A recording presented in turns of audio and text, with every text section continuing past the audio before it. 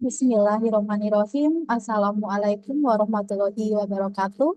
Selamat pagi dan salam sejahtera untuk kita semua. Yang terhormat Kepala Bagian Tata Naskah, Kearsipan dan Tata Usaha, Ibu Lucy Komalasari, SSIT, MKV. Yang terhormat Kepala Subbagian Tata Persuratan dan Tata Usaha, Ibu Enda Sukarni Wuryaningrum, SOS MTRAP.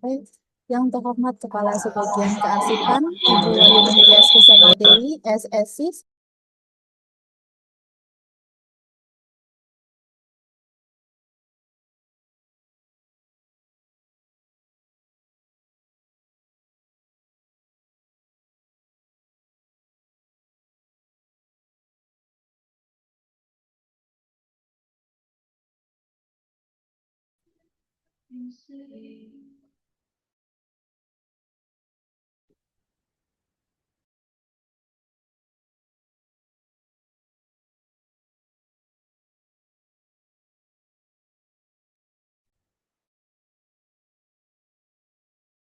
Mohon maaf Bapak dan Ibu, saya ulang lagi. Bismillahirrahmanirrahim. Assalamualaikum warahmatullahi wabarakatuh. Waalaikumsalam warahmatullahi wabarakatuh. Selamat pagi dan salam sejahtera untuk kita semua. Yang terhormat Kepala Bagian Tata Naskah, Kearsipan dan Tata Usaha, Ibu Lucy Komalasari, SSIT, FAP. Yang terhormat Kepala Subbagian Tata Persuratan dan Tata Usaha, Ibu Enda Sukarni Wuryaningrum, SOS MTRAP. Yang terhormat Kepala Subbagian Kearsipan Ibu Wahyu Ningtyas Kusuma Dewi, SSI, serta seluruh peserta yang berbahagia.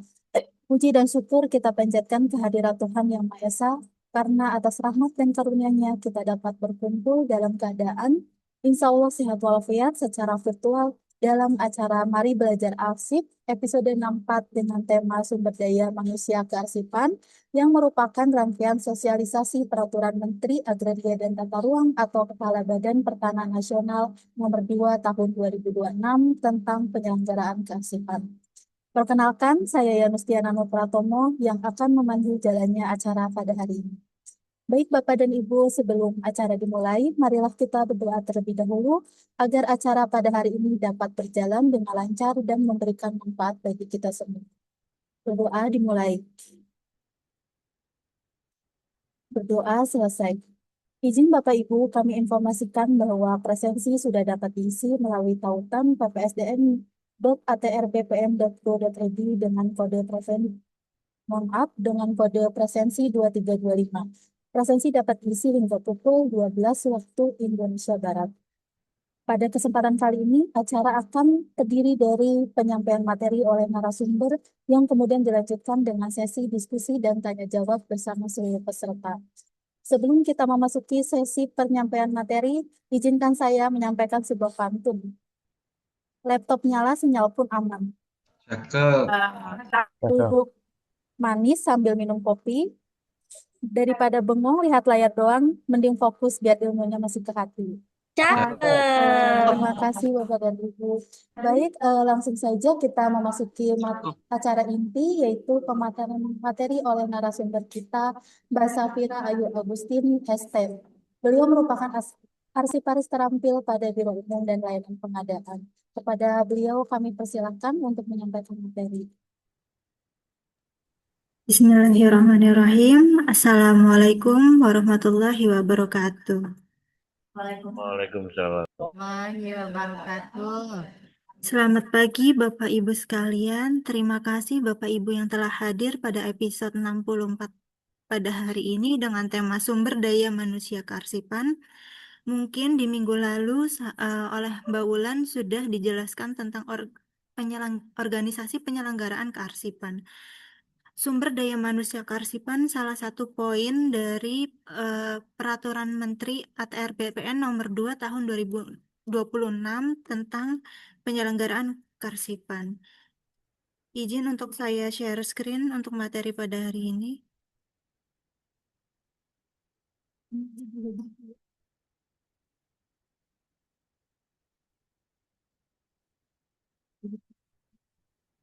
Sumber daya manusia kearsipan menurut Permen ATR BPN nomor 2 tahun 2026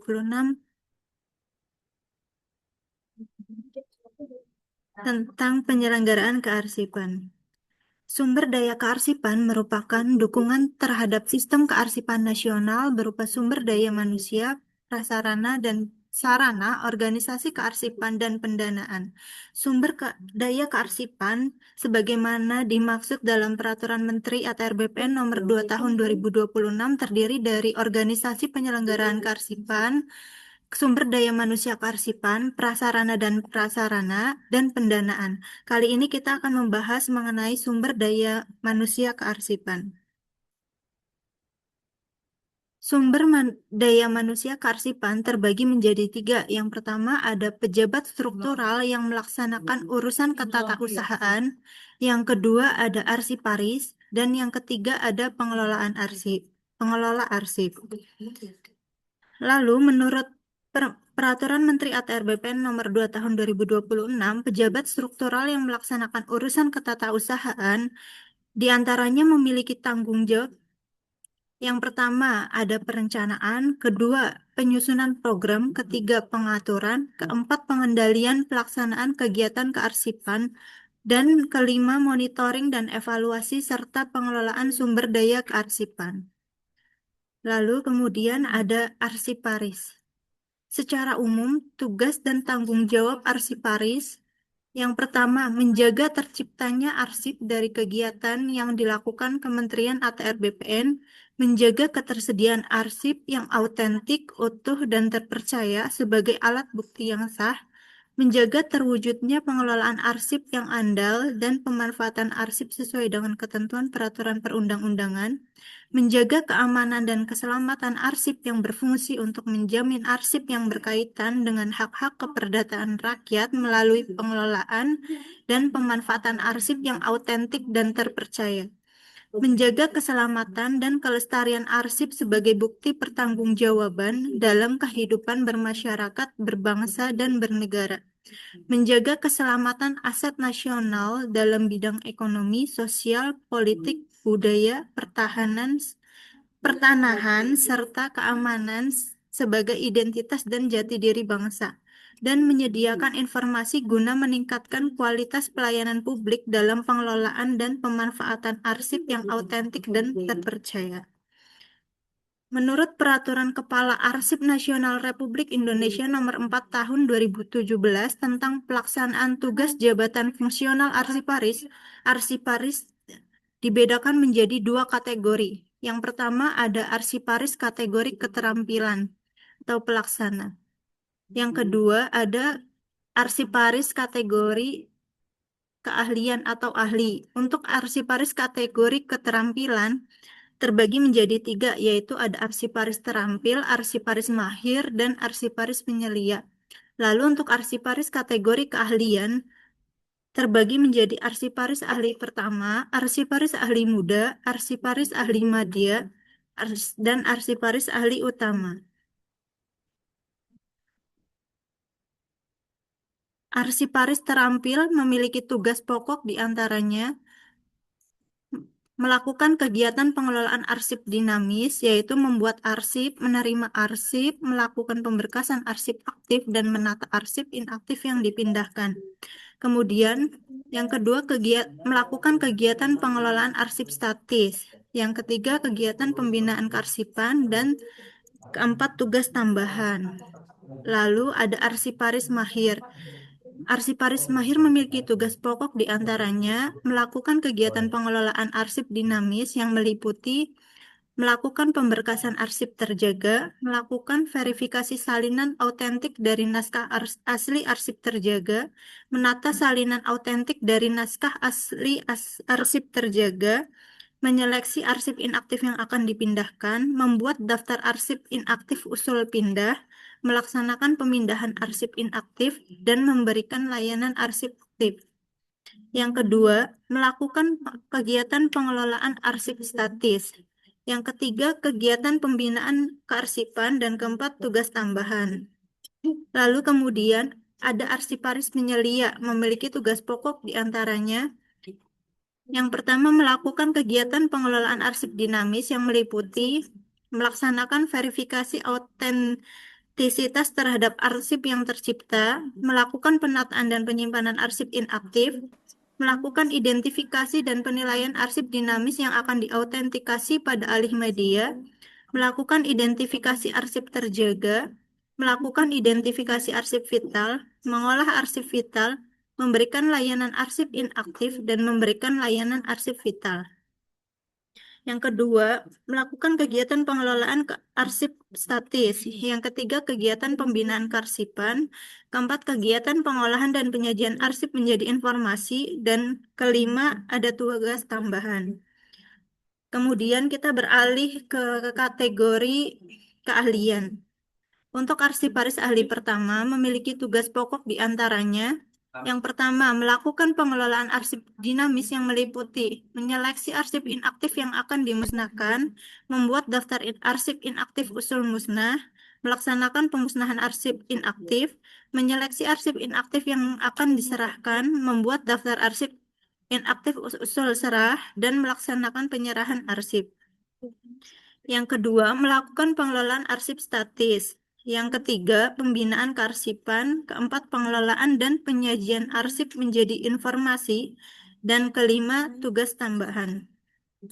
Lalu kemudian ada arsiparis ahli muda, memiliki tugas pokok di antaranya melakukan pengelolaan arsip dinamis, meliputi melakukan identifikasi salinan autentik dari naskah asli arsip terjaga, menilai arsip inaktif yang akan dimusnahkan, menilai arsip inaktif yang akan diserahkan, dan memberikan layanan arsip terjaga. Yang kedua, melakukan pengelolaan arsip statis.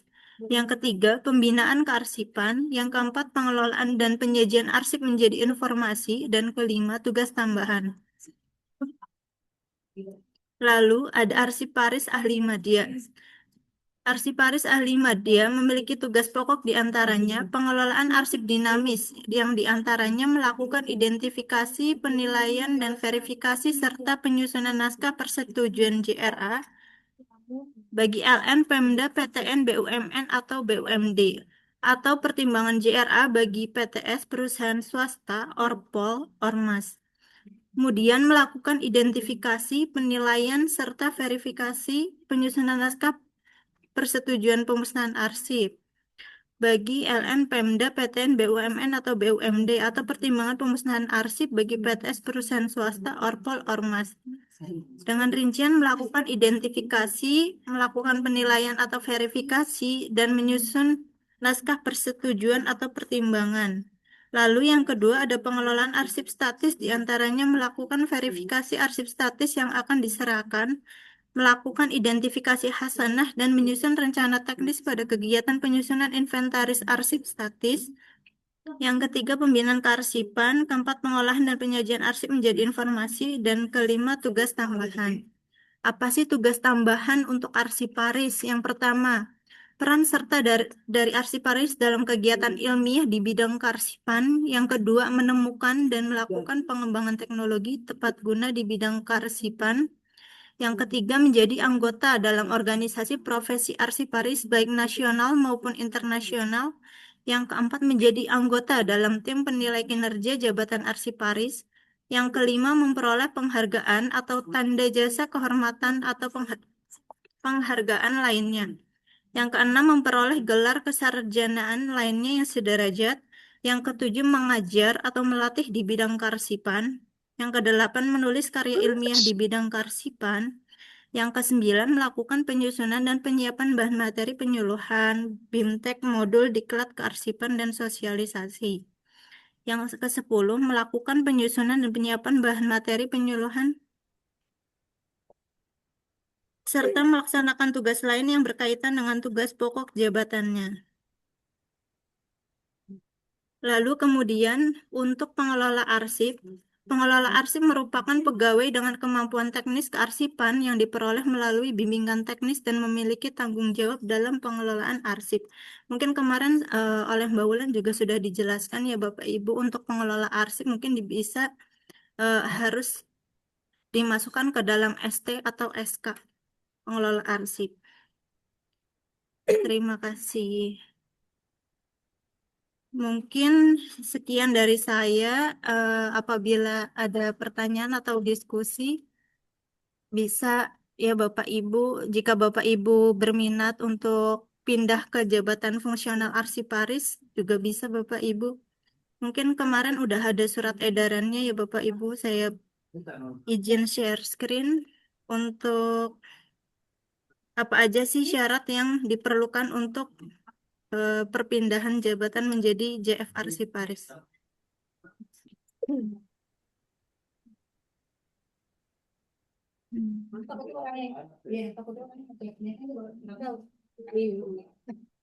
Oh beda tanggalnya.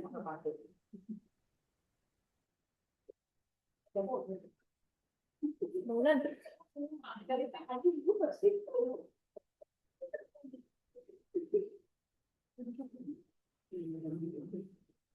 Nah, ini Bapak Ibu.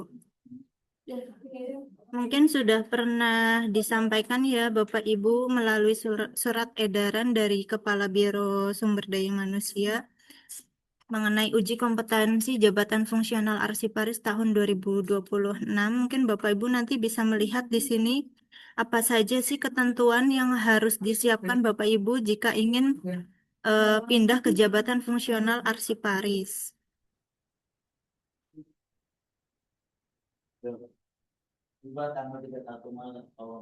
Untuk ketentuan umumnya di sini tergantung dari ketersediaan formasi jenjang jabatan fungsional yang akan diduduki ya Bapak Ibu. Lalu pengangkatan dalam jabatan fungsional arsiparis ditujukan bagi PNS yang memiliki pengalaman di bidang kearsipan. Untuk pengalaman di bidang kearsipan mungkin bisa ditujukan apabila Bapak Ibu pernah menjadi pengelola arsip dibuktikan dengan ST atau SK pengelola arsip. Untuk penetapan jenjang jabatan fungsional yang diangkat melalui perpindahan, pengalaman dihitung secara kumulatif paling kurang 2 tahun. Jadi minimal Bapak Ibu sudah berkecimpung di bidang kearsipan itu minimal 2 tahun ya Bapak Ibu. Lalu untuk persyaratan perpindahan dari jabatan lain. Mungkin nanti Bapak Ibu bisa melihat di surat edaran yang disampaikan oleh Biro Sumber Daya Manusia. Bapak Ibu nanti saya kirim di via chat aja ya Bapak Ibu. Mungkin itu saja Bapak Ibu.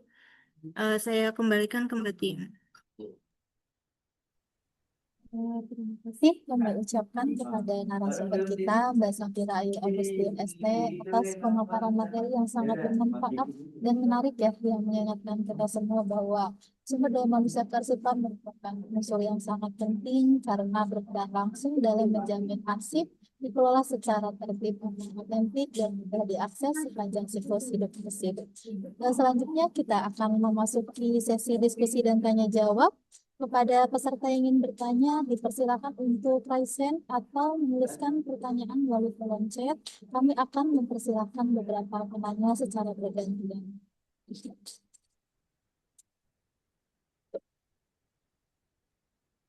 Baik, Mbak Safira, sudah ada satu pertanyaan di kolom chat. Saya bacakan terlebih dahulu.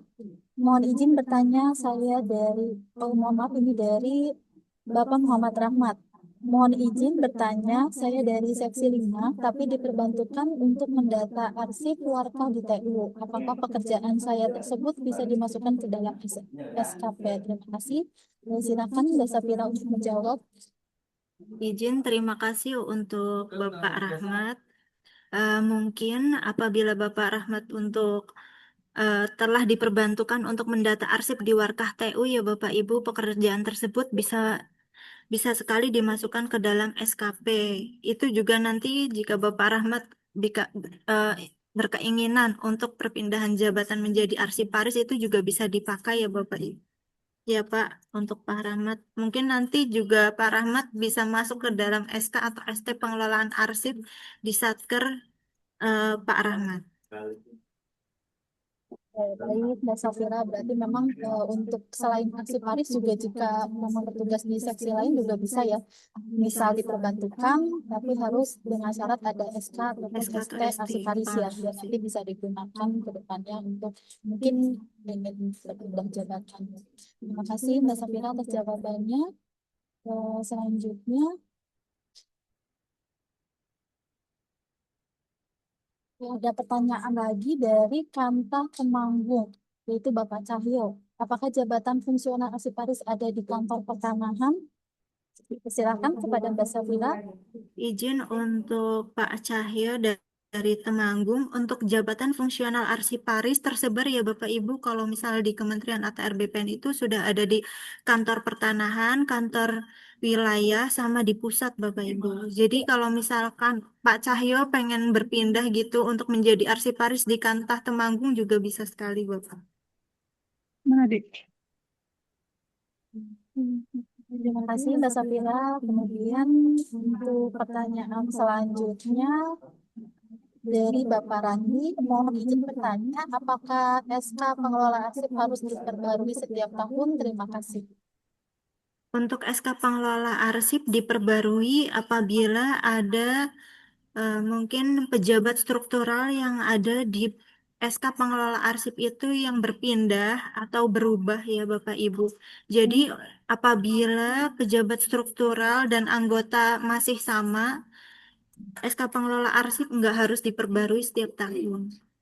Jadi setiap ada perubahan anggota atau pejabat struktural di dalam SK pengelola arsip saja itu baru diperbarui. Kita terima kasih. Berarti selama tidak ada perubahan ya pejabat strukturalnya bisa digunakan setiap tahun ya. Kemudian untuk selanjutnya pertanyaan dari Bapak Asus, apakah minimal pendidikan D3 semua jurusan selain kearsipan? Terima kasih.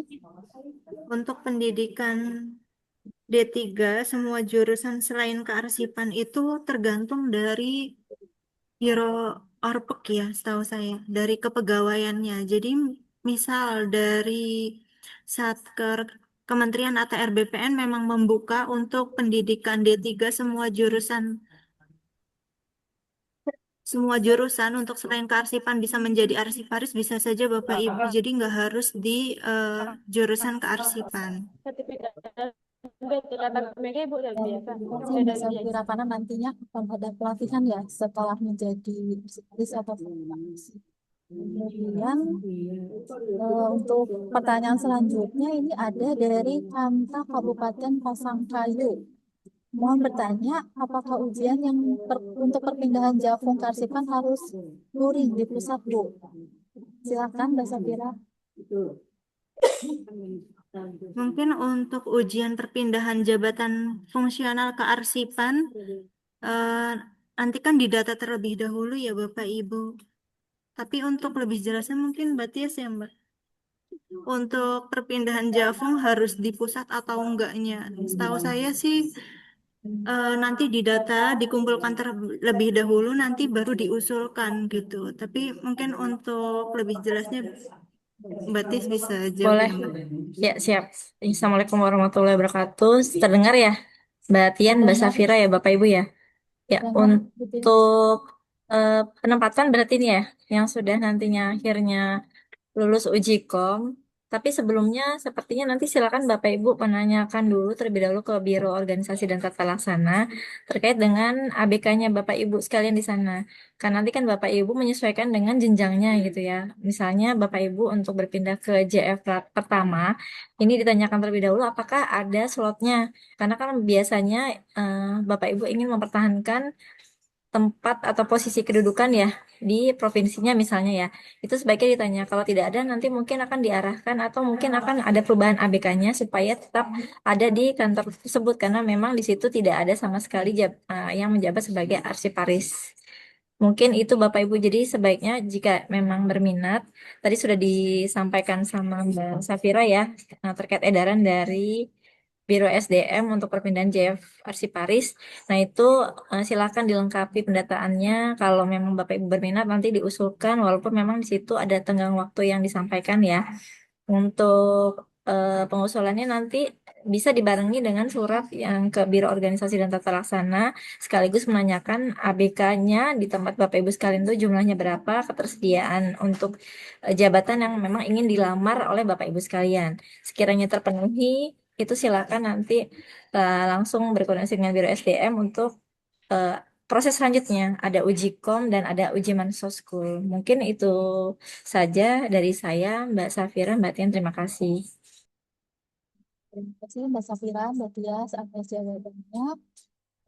Untuk pertanyaan selanjutnya dari Bapak Cadik Setia Budi Kusuma, izin bertanya untuk perpindahan Jalur Arsiparis apakah ada uji kom dan untuk pengalaman Arsiparisnya apakah ada ketentuannya? Dipersilakan. Untuk Bapak Cadik, mungkin tadi sesuai dengan surat edaran dari Kepala Biro SDM ya Bapak. Untuk perpindahan ke jabatan fungsional arsiparis memang ada uji komnya. Dan untuk pengalaman arsiparis itu ada ketentuannya juga minimal 2 tahun sudah berkecimpung di bidang kearsipan. Mungkin nanti bisa ditujukan kalau Bapak sudah pernah masuk di SK atau ST pengelola arsip. Baik, Mbak Safira, terima kasih atas jawabannya. Berarti untuk SK dan ST pengelola arsip sangat penting ya untuk bisa pindah jabatan. Kemudian untuk selanjutnya ada pertanyaan lagi dari Ibu Dian Fariska dari Kanta Kota Bengkulu. Izin Mbak Safira, apakah P3K bisa mengikuti uji kompetensi?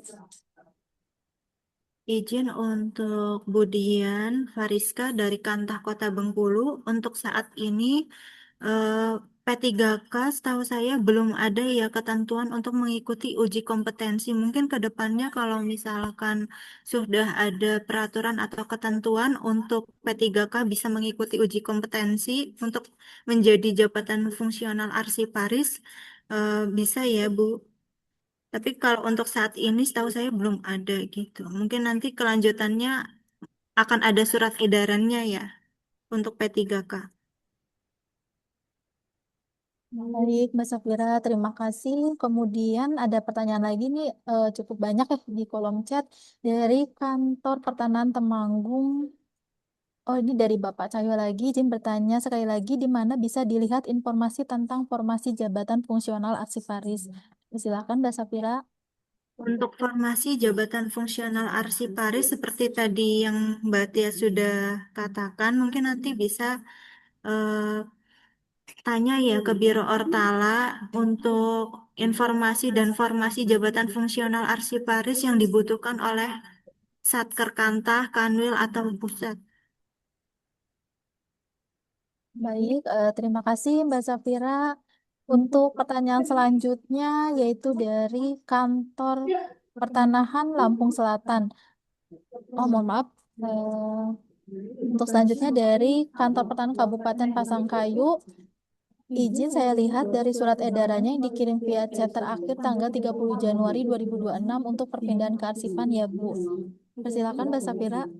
Izin Pak, memang untuk surat edarannya itu di bulan Januari 2026, tapi apabila Bapak berminat untuk berpindah menjadi jabatan fungsional arsiparis, tadi Mbak Tia sudah katakan masih bisa ya Pak untuk dikumpulkan terlebih dahulu data pegawai yang ingin berpindah ke jabatan fungsional arsiparis.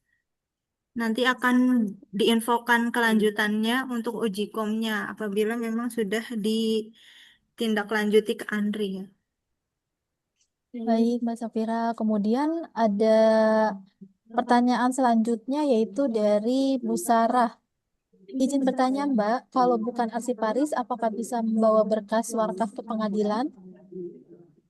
Izin Bu Sarah, apabila bukan arsiparis, jika memang di Satker Bapak Ibu tidak ada arsiparis, mungkin bisa pengelola arsipnya ya. Tapi pengelola arsip yang sudah dibuktikan dengan SK atau ST itu bisa membawa berkas warkah ke pengadilan.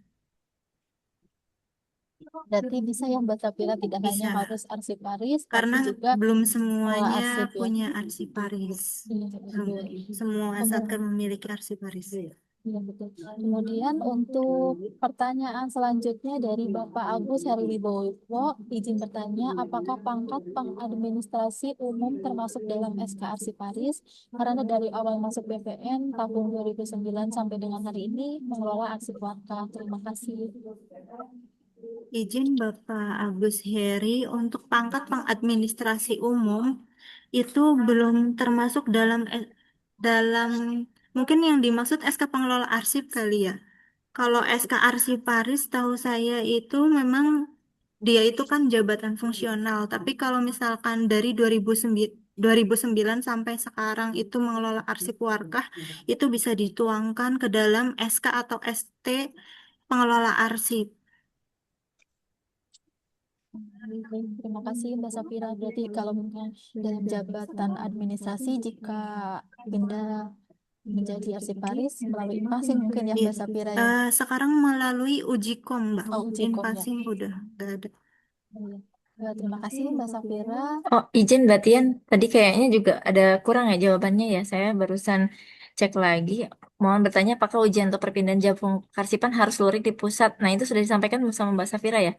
Tadi Mbak itu yang ditanyakan, Oh iya. saya tanyakan ke Mbak Tias Oh itu, ya, jadi untuk wajib di ujian pusat apa Bapak Ibu enggak gitu. ini ada dua ya, ada luring dan daring. Tapi rata-rata yang daring ini agak sulit ya kesempatannya. Jadi banyak memang yang eh, menjadi luring. Nah, itu lebih besar kesempatannya. Tapi memang syaratnya harus ke ANRI, Bapak Ibu ujian di ANRI.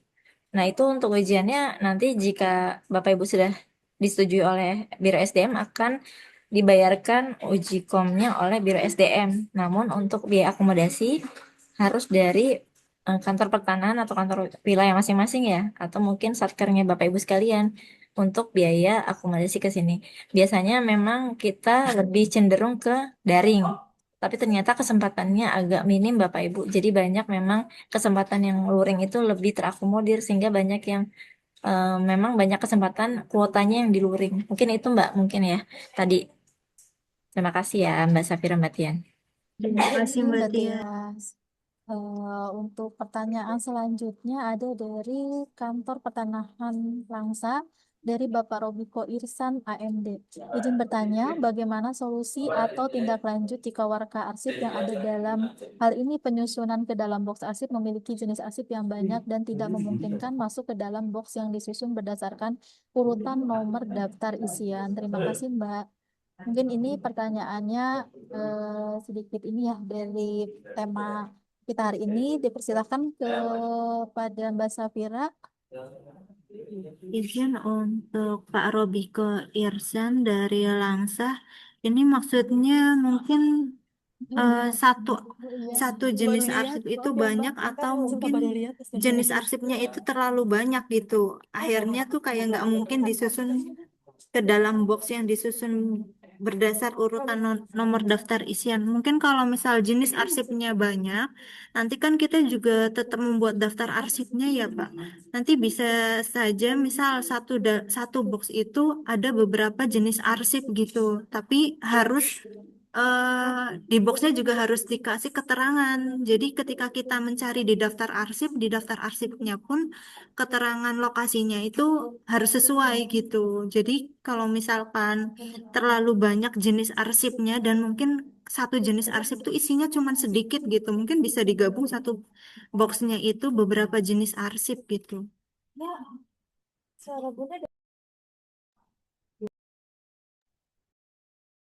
Izin Mbak Tias, Oh ya, kira-kira ada tambahan lagi nggak, Mbak? yang mana nih? Aduh, saya tadi terlewat Untuk ya. apa Penyusunan ya. namanya penyusunan ke dalam box arsip apabila jenis arsipnya itu banyak, Mbak. Kalau Iya, kalau misalkan bisa bisa kalau di kita tuh ada kodenya ada tambahan ya 1A 1B mungkin gitu ya. Kalau tidak iya cukup sih Bapak Ibu, tapi tetap dasarnya adalah asal usul dan aturan asli gitu kan ya. Nah, iya itu disesuaikan. Jika tidak mungkin hanya dalam satu box, silakan ke box selanjutnya. Tapi nanti kalau bisa tidak kosong banyak gitu ya. Mungkin nanti dia diisi lagi oleh nomor selanjutnya gitu. Jadi bisa, disesuaikan aja iya, gitu ya, Mbak, sama betul. daftar arsipnya gitu. Mm-mm, Jadi disesuaikan waktu dengan daftar pencarian aslinya. Maksudnya, masih betul. gampang gitu. Ya, oke. Baik, Baik, terima kasih Mbak Tias, Mbak Safira untuk jawabannya. Eh, kita beralih ya, ini mohon maaf ada Bapak Danu Prasetyo. Saya baru lihat Pak untuk raise hand-nya. Dipersilahkan kepada Bapak Danu untuk menyampaikan pertanyaan atau mungkin untuk sharing ya terkait SDM keasipan. Terima kasih Mbak Tian. Apakah suara saya kedengar Mbak? Ya, sudah terdengar Pak. Izin Mbak Tian, Mbak Safira mau nanya sedikit terkait teknis SK pengelola arsip. Eh, di kami rutin untuk mengeluarkan SK pengelola arsip sebagai eh, membantu dari tim kami yang sudah ada di Ceneta Ruang ya, eh, Mbak Tian dan Mbak Safira. Nah, yang ingin saya tanyakan khususnya untuk SK pengelolaan arsip di 2026 ini, apakah eh, kami kan untuk mendata terkait daftar arsip aktif dan inaktif juga eh, harus juga berkolaborasi dengan sekretaris ya, eh, izin. Jadi apakah diperbolehkan untuk memasukkan sekretaris di dalam SK pengelola arsip, khususnya untuk yang di UP ya? Karena kan kami banyak melakukan pemindahan dari arsip dari UP.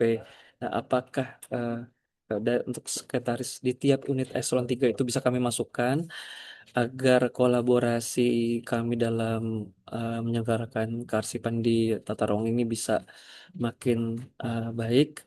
Nah, kami izin apakah ada batasan juga banyaknya eh, eh, jumlah pegawai di UP yang bisa dimasukkan ke dalam SK pengelola arsip. Nah, itu yang pertama. Yang kedua, di dalam SK pengelola arsip itu kan ada tugas dan tanggung jawab. Ah, apakah tugas tanggung jawabnya itu bisa kami sesuaikan lagi dengan Permen 2 2026 yang terbaru saat ini? Apakah itu balik kembali ke unit kebijakan di unit masing-masing? Mungkin itu pertanyaan dari kami. Terima kasih Mbak Safira, Mbak Tian, dan Bu Tias. Ya, terima kasih Pak Danu untuk pertanyaannya. Tadi ada dua pertanyaan ya. Yang pertama yaitu terkait apakah Bapak Sekjen bisa dimasukkan ke SK pengelola arsip, dan yang kedua adalah terkait tanggung jawab ya. Tanggung jawabnya apakah untuk pengelola arsip apakah bisa disesuaikan dengan permen terbaru kita yaitu Permen nomor 2 tahun 2026 tentang penyelenggaraan kearsipan. Silakan kepada Mbak Safira untuk menjawab. Izin Mas Danu, untuk SK pengelola arsip sebenarnya sih nggak ada ya Mas ketentuan jika misal SK pengelola arsipnya itu setiap direktorat ya, direktorat atau mungkin dari sesnya direktorat gitu, maksudnya dari UP di bawahnya ses itu mau dimasukkan gitu kan ya Mas, biar gampang berkolaborasinya gitu ketika melakukan pemindahan atau mungkin nanti penyampaian daftar arsip aktif, itu boleh banget Mas, apa namanya, dimasukkan saja gitu untuk eselon 3-nya, atau mungkin di sana udah ada PIC yang menangani pembuatan daftar arsip, itu dimasukkan aja ke SK pengelola arsip. Jadi nggak ada ketentuan kayak misalkan satu UP itu satu orang aja gitu yang masuk ke dalam SK pengelola arsip, itu nggak ada sih Mas ketentuan untuk jumlah anggota ya, jumlah anggota yang masuk ke dalam SK pengelola arsip. Kalau misal di dalam satu UP ada dua yang bertanggung jawab untuk mengelola arsip, nggak apa-apa Mas, dimasukkan dua-duanya beserta eselon 3-nya, mungkin Kasubag TU-nya gitu ya Mas. Dimasukkan saja ke SK pengelola arsip gitu. Jadi lebih jelas gitu kan ya Mas tanggung jawabnya gitu. Untuk tanggung jawabnya itu lebih jelas gitu. Jadi untuk berkolaborasinya tuh lebih gampang gitu Mas dengan eh, siapa-siapanya gitu. Untuk pertanyaan yang nomor dua, untuk uraian tugas ya Mas, uraian tugas di SK Pengelola Arsip. Kalau iya sekarang kan memang sudah ada Peraturan Menteri ATR BPN nomor 2 tahun 2026. Jika menurut Satker perlu penyesuaian gitu ya untuk tusi dari eh, Satkernya, boleh Mas disesuaikan sesuai dengan Permen ATR BPN nomor 2 tahun 2026. Jadi nggak saklek, izin ya Mbak Tias. Ya, betul sekali. Nanti silakan disesuaikan Mas Danu untuk teman-teman pengolarsip ya. Apalagi kan kalau penunjukan melalui SK atau surat tugas itu lebih apa ya?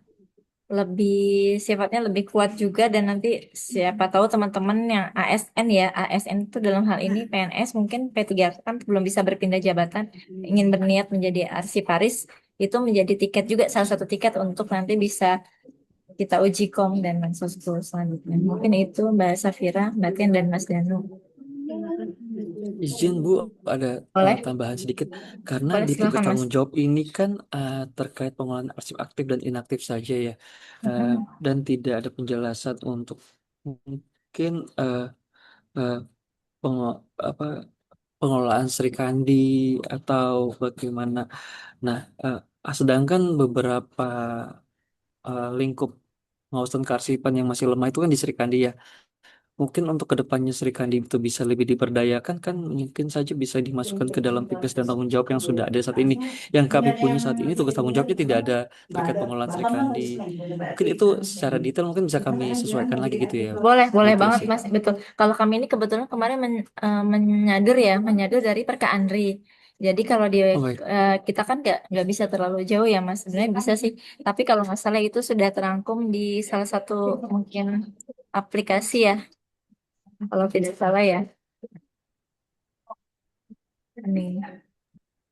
Baik Bu, Tis, nanti mungkin kami izin Bu, apabila ada Boleh? perubahan yang terakhir dari kami akan kami konsultasikan terkait SK pengelolaan arsip ke Bu Romo.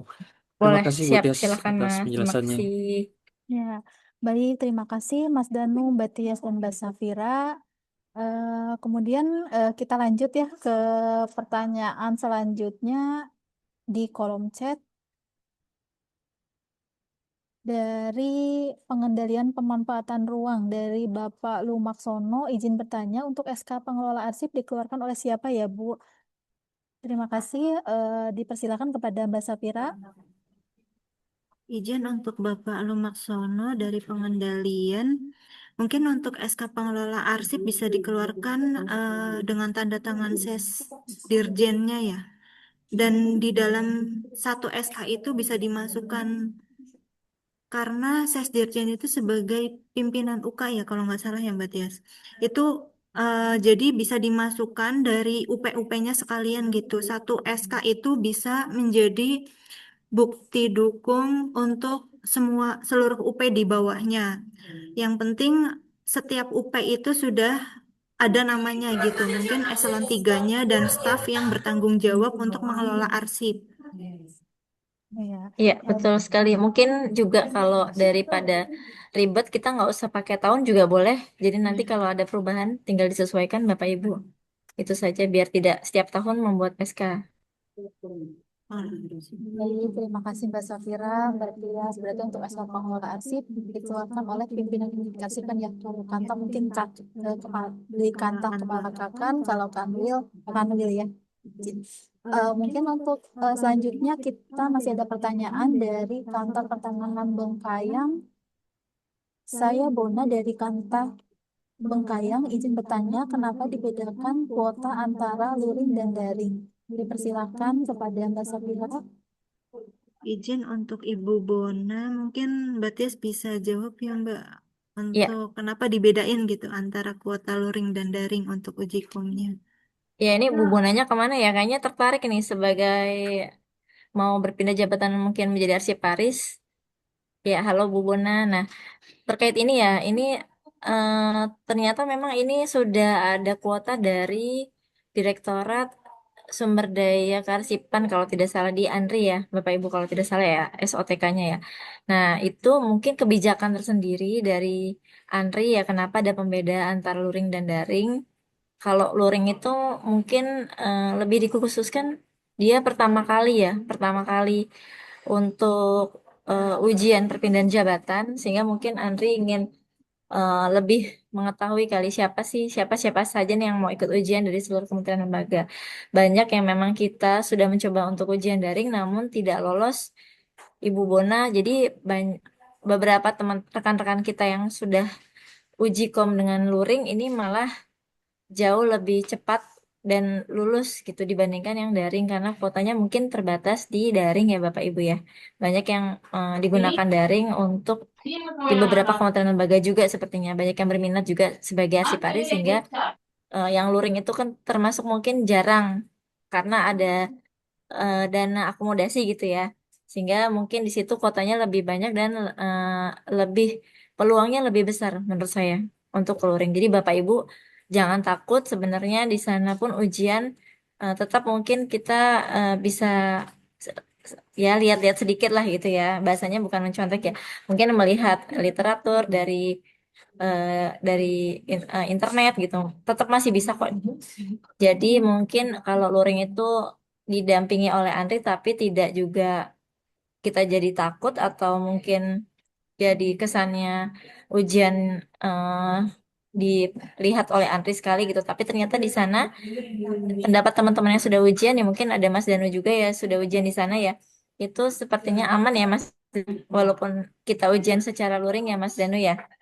Mungkin Mas Danu bisa menyampaikan kesannya bagaimana sih ujian luring di Andri. Silakan Mas Danu. Izin Bu Tias, kalau untuk eh, jadi saya di yang pertama saya sempat berproses melalui luring dan itu langsung di kantor pusatnya Andri, memang dapat jadwal luring em, dan memang eh, pertimbangan teknis jumlah eh, yang untuk luring itu sudah ada mekanismenya karena keterbatasan dari tempat dari Andri juga. Nah, mungkin kalau daring jumlahnya bisa eh, lebih berbeda, cuman memang mekanismenya eh, ada penyesuaian ya Bu untuk yang daringnya gitu, gitu Bu. Dan Tapi ya aman eh, ya Mas ya di mm, sana ya meskipun ujian luring ya. Maksudnya di ya, diawasi tapi nggak ketat ya Mas mungkin gitu ya. ya ada pertimbangan juga dari panitianya eh, eh, Bu Bu Tias. Jadi eh, mm, jadi memang walaupun eh, harus fisik di sana, tapi eh, ada ya dari panitia juga bisa apabila ada kendala teknis segala macamnya bisa bisa, bisa disampaikan. Ya, itu Ibu Bona mungkin kesannya dari Mas Dano yang sudah mengikuti ujian secara luring ya Mas ya. Tapi untuk daring memang di sini kita belum ada sama sekali kayaknya. Mas Dano sudah ikut juga yang daring ya? Enggak ya, belum ya. Pernah ya yang daring ya? Uji kom yang Yang yang kenaikan terakhir jenjang. daring Bu, Oh yang yang terakhir kenaikan daring Bu. jenjangnya ini Daring. ke muda daring ya. Melalui Hmm. si Arsiparis gitu ya Mas ya. CRC Paris. Iya. Tapi saya Yes. yang dapat informasi dari beberapa rekan di sana memang untuk pertama kali Bapak Ibu kalau untuk perpindahan jabatan memang lebih banyak untuk diusulkan ke arah luring Bapak Ibu. Nah, itu pertimbangan dari Bapak Ibu sekalian ya, tapi mungkin tidak menutup kesempatan juga mungkin Bapak Ibu yang memang ingin daring mudah-mudahan nanti juga bisa diakomodir oleh Andri ya. Nanti mungkin bisa dibantu oleh Biro SDM ya untuk lebih ke daring gitu. Seperti itu sih Bapak Ibu.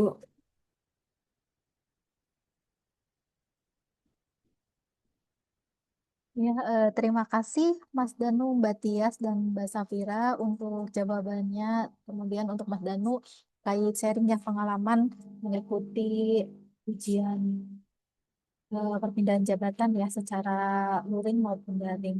Kemudian ada pertanyaan lagi dari Kanwil BPN Bali untuk izin terkait perubahan SK itu dibuat karena salah satunya dikarenakan apakah adanya mutasi pegawai. Silakan kepada Mbak Safira.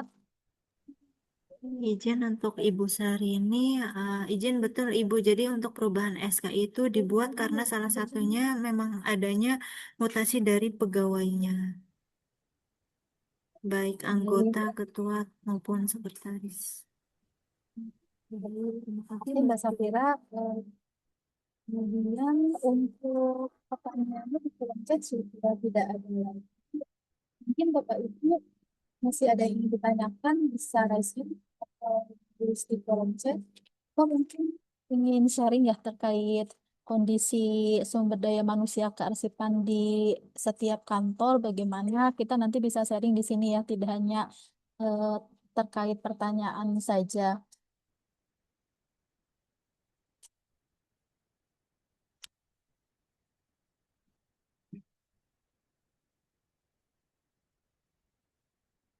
Kami masih menunggu ya Bapak dan Ibu untuk pertanyaan selanjutnya atau mungkin Bapak dan Ibu ingin sharing ya terkait kondisi SDM kearsipan di kantornya seperti apa di sini nanti bisa sharing bersama dengan pimpinan atau dengan teman-teman di ruang Zoom.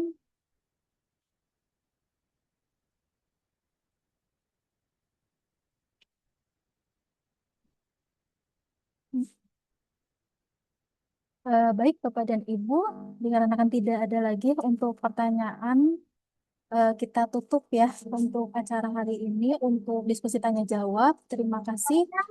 Kami ucapkan kepada Mbak Safira, kemudian kepada Mbak Tias ya terkait jawaban-jawaban atas pertanyaan yang telah disampaikan.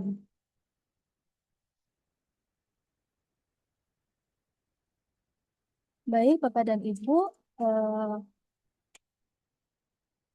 kami mengingatkan untuk kuis akan dibuka pada pukul 12 hingga pukul 17 waktu Indonesia Barat yang dapat diakses pada link ppsdm.atrbpn.go.id.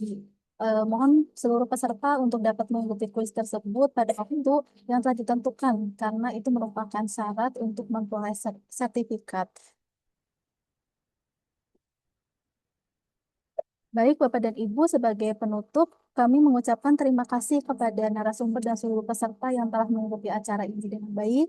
Apabila terdapat kekurangan selama saya memandu acara, saya mohon maaf. Saya selaku MC undur diri. Wassalamualaikum warahmatullahi wabarakatuh dan sampai jumpa.